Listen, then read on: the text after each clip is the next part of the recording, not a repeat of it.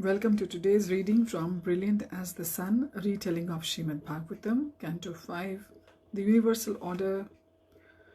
We'll be reading from Chapter 4, Lord Rishabha Appears. Shimmering moonbeams. Mukam karoti vachalam, pangum lagate girim yat kripatamam bande shigurum dinatarinam parmanandamadhavam Shri Chaitanyeshwaram Hariyam Tatsat. Shimmering moonbeams silhouetted the dark shapes of fishing boats making their way back to shore for the night. Waterfowl bobbed up and down on the gently lapping waves. But Parikshit hardly noticed the idyllic vista. His mind absorbed in Shukadev's words, he was keen to learn how Vishnu had fulfilled his promise to become Nabhi's son.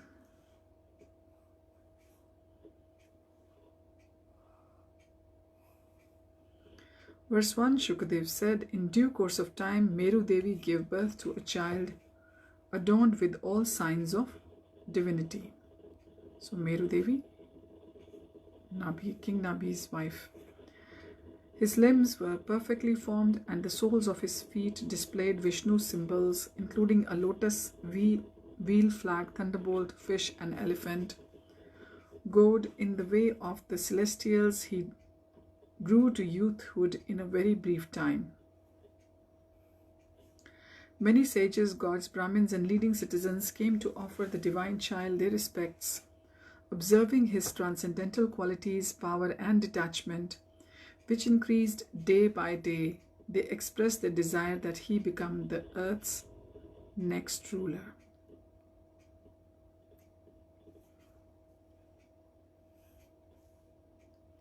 Verse 2, as his son grew, Nabhi saw he displayed all symptoms of the supreme: prowess, strength, beauty, fame, influence, and courage.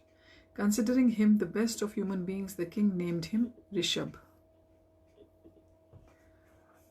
Verse 3, Indra envied Rishabha's power and affluence. He held back the rains, threatening the world with drought.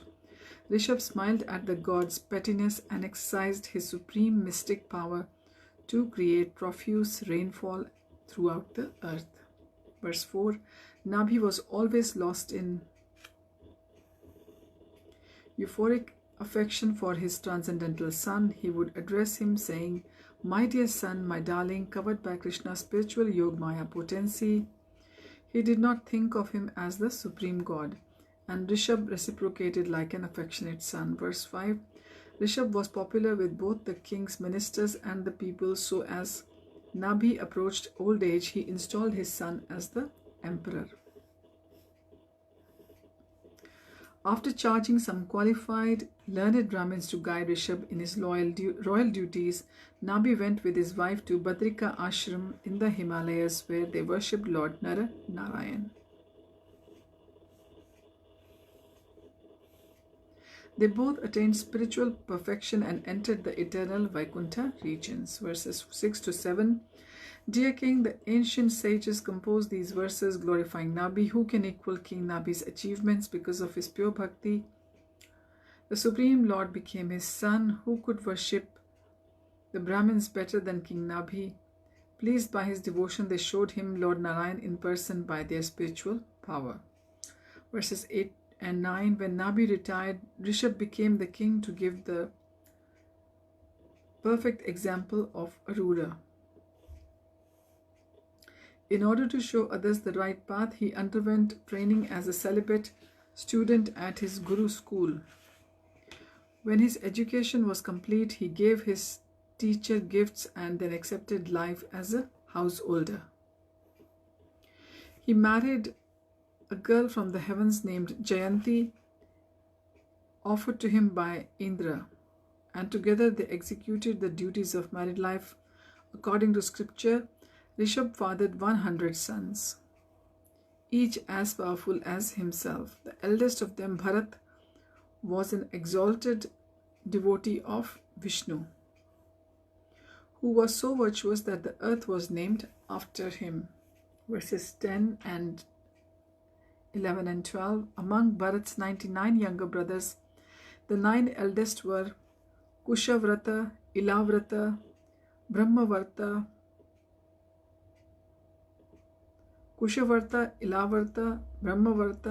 Malaya, Ketu, Bhadrasen, Indrasprik, Vidarbha and Kikta. There were 9 other brothers who were exalted devotees of Krishna and authorized preachers of Srimad Bhagavatam. I shall later describe their characteristics in more detail when I relate a conversation that took place between Narad and Vasudev, Krishna's father.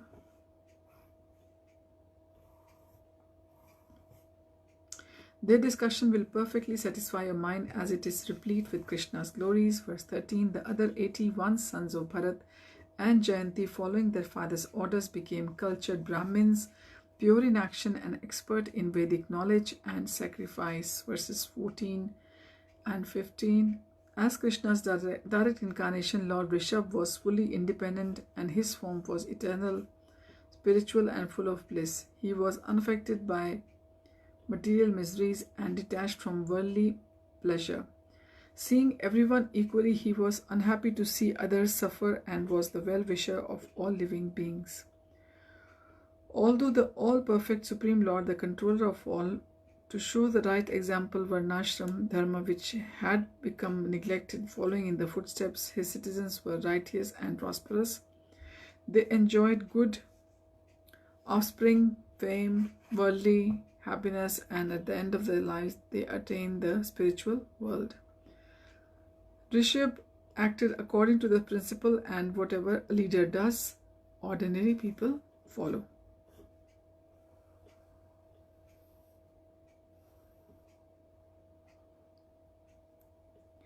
Verse 16. Although aware of all Vedic knowledge, including instructions for all orders of life, the king accepted the guidance of Brahmins in performing his duties as Kshatriya.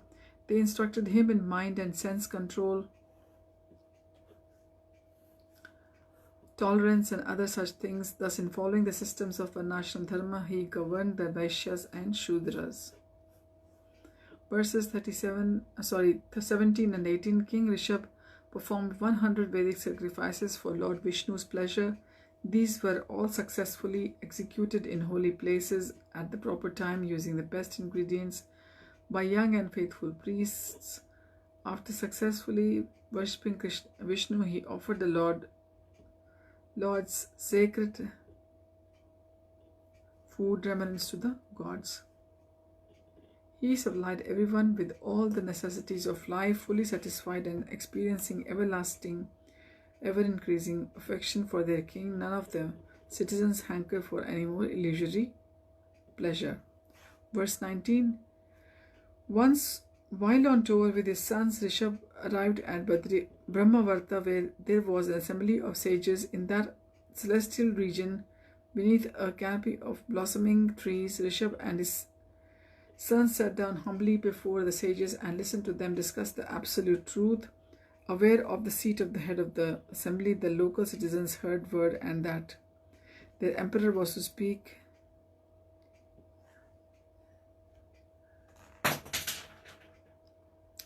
Aware of Rishabha's divine identity, the hermits offered him a seat at the head of the assembly. The local citizens heard word that their emperor was able to speak and hurried to take the spot to hear him. He then instructed his 100 sons in how to guide the people. Listen as I relate the conversation. So that brings us to the end of chapter 4. Lord Rishabha appears. Rishabha was son of Nabhi, but Rishabha was the son Nabhi wanted. So Vishnu appeared as his son, and we'll continue our reading next time with chapter 5. Lord Rishabha instructs his son. Thank you for joining. Hari Om Tat Sat. Hare Krishna.